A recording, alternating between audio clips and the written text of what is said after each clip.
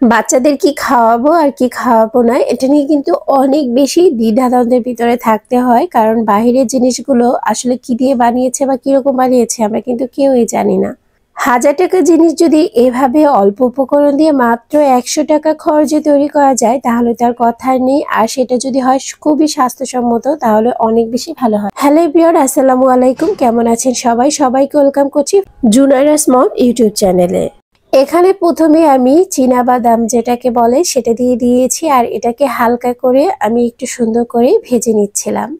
আপনারা চাইলে কিন্তু এখানে অন্য যে কোনো বাদাম নিতে পারবেন। আজকে আমি যেহেতু অল্প খরচে বানিয়ে দেখাচ্ছি সেহেতু চীনা বাদামটা দিয়ে বানিয়ে দেখাচ্ছি।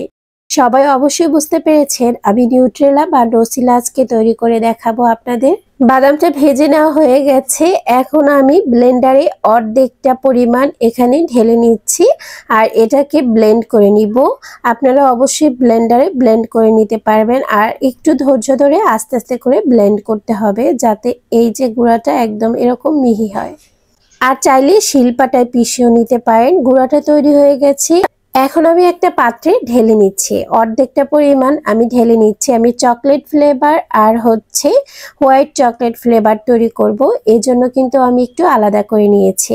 অর্ধেকটা পরিমাণ গুঁড়োর জন্য, বাদাম গুঁড়োর জন্য 1/3 কাপ পরিমাণ ঘি নিয়েছি, 1/3 কাপ পরিমাণ চিনি নিয়েছি। চিনিটা আপনারা বুঝে দিবেন, বেশি খেলে এখানে 1/2 কাপ পরিমাণ নিতে পারেন। কোকো পাউডার দিয়ে দিচ্ছি 1/3 কাপ পরিমাণ। হাইকো ব্র্যান্ডের কোকো পাউডারটা আমি ইউজ করেছি, এটা অবশ্যই ইউজ করতে পারেন, অনেক বেশি ভালো। আর ব্লেন্ডারে আস্তে আস্তে ব্লেন্ড করে নিয়েছি। ব্লেন্ডারটা একটু অফ করে তারপর অন করে আস্তে আস্তে ব্লেন্ড করবেন, তাহলে ব্লেন্ডারের উপরে প্রেশারটা আর পড়বে না। যেহেতু চকলেট ফ্লেভার তৈরি করছি, সুন্দর স্ট্রং ফ্লেভার আসার জন্য এখানে চকলেট ইমালশনটা আমি ব্যবহার করছি। যে কোনো সুপার শপে পেয়ে যাবেন বা কেকের দোকানগুলোতে পেয়ে যাবেন। এখন আবারও একটু ব্লেন্ড করে নিচ্ছিলাম, আর এরপর কিন্তু ফাইনালি একদম তৈরি হয়ে গেছে। আর একটা কথা বলছি, ঘির পরিবর্তে এখানে আপনারা অলিভ অয়েল, নর্মাল তেল অথবা বাটার ব্যবহার করতে পারেন, কিন্তু বেটার রেজাল্ট পাওয়ার জন্য অবশ্যই আপনাকে বাটার ব্যবহার করতে হবে বা ঘি ব্যবহার করতে হবে। আর যদি না থাকে অলিভ অয়েল ব্যবহার করলেও হবে। যেহেতু বাচ্চার জন্য তৈরি করবেন, স্বাস্থ্যের দিকটা অবশ্যই খেয়াল রেখে এগুলোই ব্যবহার করতে হবে। আর কতটা পারফেক্ট হয়েছে দেখে অবশ্যই বুঝতে পারছেন। এখন আমি কৌটায় ভরে রেখে দিব ফ্রিজে, আর এটা কিন্তু বের করে করে বাচ্চাকে দিতে পারবে, নাস্তার সাথে অনেকটা খরচ বেঁচে যাবে। এখন কৌটাটা একদম ফুল হয়ে গেছে, কত অল্প বাদাম দিয়ে 1 কৌটা নিউট্রেলা তৈরি করা হয়ে গেছে। এখন আমি হোয়াইট চকলেটের ফ্লেভারে একটা তৈরি করছি, আর এজন্য অর্ধেকটা বাদাম গুঁড়ো আবারও নিয়ে নিচ্ছি। এখানে 1/3 কাপ পরিমাণ ঘি দিচ্ছি আমি, হোয়াইট চকলেট দিয়ে দিচ্ছি 1/3 কাপ পরিমাণ। আর এখানে আমি এ পর্যায়ে দিয়ে দিব পাউডার সুগার আর কি, পাউডার চিনি যেটা। এখন এ পর্যায়ে আমি এটাকে আবারও ব্লেন্ড করে নিব। চিনিটাকে পাউডার করে নেবেন অবশ্যই, তাহলে অনেক ভালো হবে। ফিডব্যাকটা খুব ভালো পাওয়া যাবে, খুব তাড়াতাড়ি নিউট্রেলাটা তৈরি করা যাবে।